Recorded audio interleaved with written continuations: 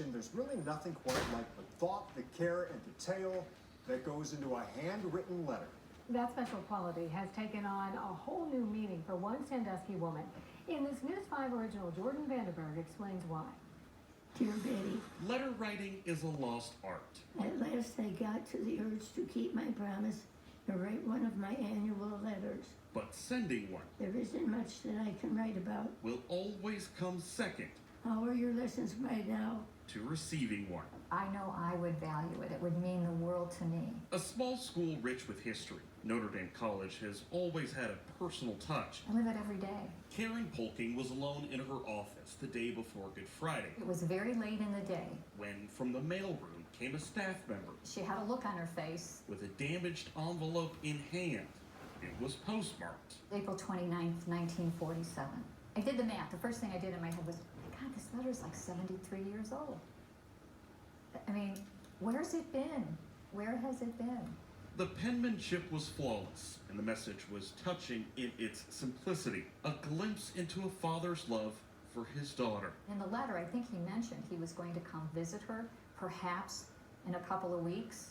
So mayhap he did, mayhap he didn't, but she never got the letter. Deep into the archives they went with only a name to work with. Betty Jane Gerhardt. Betty's most recent address was decades old. Thank God for the internet. I just Googled Elizabeth Jane Gerhardt, and what came up, sad to say, was Victor's obituary. Victor Smith's 2018 obituary said he was survived by his wife, Betty. Polking turned to the white pages, unsure if Betty was still alive. The number I was focusing in on was for Parkview Senior Living Community. Polking put the letter in the mail, and this time it arrived on time. My phone rang here in the office, and it was Betty Jane. I was shocked. I was more than happy though, but I was really surprised. Never expected one 73 years later. Her father, Joseph, lived to be 93 and had 44 grandchildren.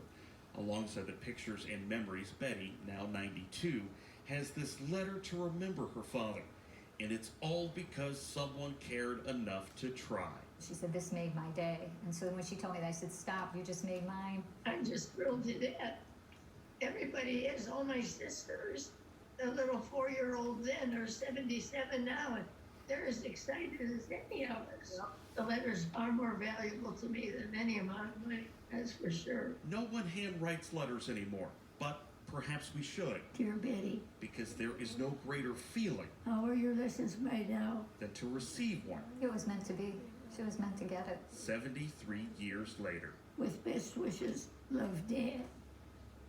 Betty says she's made copies of the letter to be sent to her surviving sisters, and they will be sent using the U.S. Postal Service.